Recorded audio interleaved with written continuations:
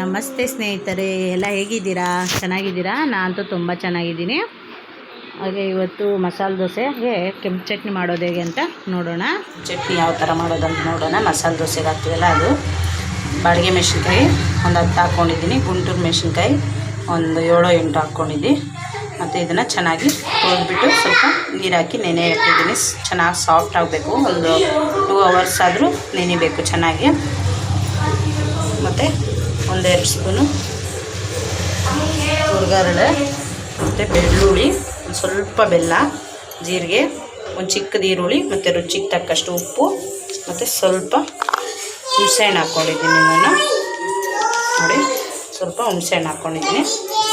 ಈಗ ಇದು ನೀರಿಂದ ತೆಗೆದುಬಿಟ್ಟು ಈಗ ಬೆಳ್ಳುಳ್ಳಿನೂ ಮತ್ತು ಜೀರಿಗೆ ಹಾಕ್ತೀನಿ. ಎಣ್ಣೆ ಅಂತೂ ಬಿಸಿಯಾಗಿದೆ ಸ್ನೇಹಿತರೆ. ಈಗ ಜೀರಿಗೆ ಬೆಳ್ಳುಳ್ಳಿ ಹಾಕಿ ಫ್ರೈ ಮಾಡ್ತಾಯಿದ್ದೀನಿ. ಎಣ್ಣೆ ಒಂದು 4 ಟೇಬಲ್ ಸ್ಪೂನ್ ಹಾಕಿದ್ದೀನಿ.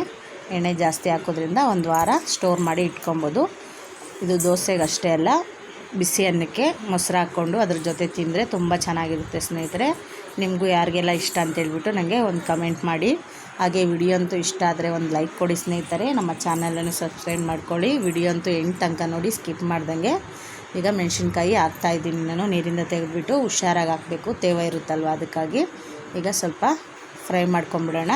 ಫ್ರೈ ಆದಮೇಲೆ ಸ್ವಲ್ಪ ತಣ್ಣಗೆ ಮಾಡಿಕೊಂಡು ಸ್ವಲ್ಪ ತಣ್ಣಗೆ ಮಿಕ್ಸಿ ಮಾಡ್ಕೊಳ್ಳೋಣ ಸ್ನೇಹಿತರೆ. ಕಡಲೆಪಪ್ಪು ಮತ್ತು ಇದು ಉಪ್ಪು ಎಲ್ಲ ಹಾಕ್ತಾಯಿದ್ದೀನಿ. ಈಗ ನಾನು ಈರುಳ್ಳಿ ಅಂತೂ ಏನು ಫ್ರೈ ಮಾಡಿಲ್ಲ, ಅದು ಹಾಗೆ ಹಾಕ್ತೀನಿ. ಸ್ಮೆಲ್ ಚೆನ್ನಾಗಿರುತ್ತೆ ಈರುಳ್ಳಿ ಹಾಗೆ ಹಾಕಿದ್ರೆ, ಫ್ರೈ ಮಾಡೋದೇನು ಅವಶ್ಯಕತೆ ಇಲ್ಲ.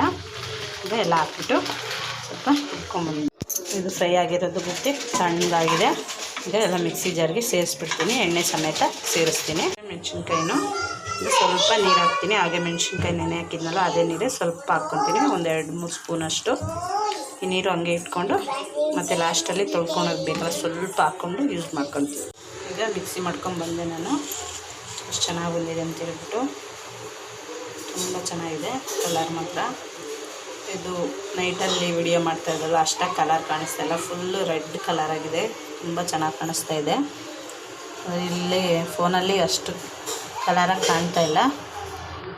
ನಿಮಗೂ ಇಷ್ಟ ಆದರೆ ಒಂದ್ಸರಿ ಟ್ರೈ ಮಾಡಿ ನೋಡಿ, ಸಿಂಪಲಾಗಿ ಮಾಡೋದು. ಈಗ ಇದನ್ನು ಸರ್ವಿಂಗ್ ಬೌಲಲ್ಲಿ ಹಾಕ್ಬಿಟ್ಟು ರೆಡಿ ಆಯಿತು. ಇಷ್ಟ ಆದರೆ ಒಂದು ಲೈಕ್ ಕೊಡಿ ಸ್ನೇಹಿತರೆ. Thank you for watching. ನೀವು ಒಂದ್ಸರಿ ಟ್ರೈ ಮಾಡಿ ನೋಡಿ. Thank you.